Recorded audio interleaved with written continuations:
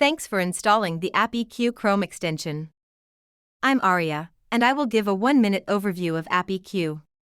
The first step will be to login.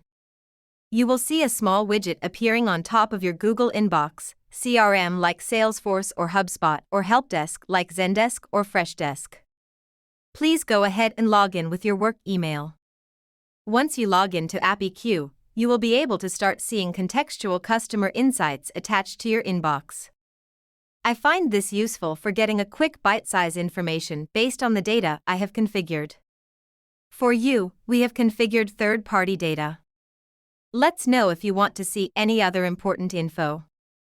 You can get similar experience on your CRM like Salesforce or HubSpot. What's cool is that your team can customize the information completely to help them get contextual customer information at the right place. For customer success and account management teams, right data and insights of customer at right time help in driving revenue retention and growth. For a custom one-to-one walkthrough demo of AppEQ or feedback, drop us a note at hello@appeq.ai. Thank you.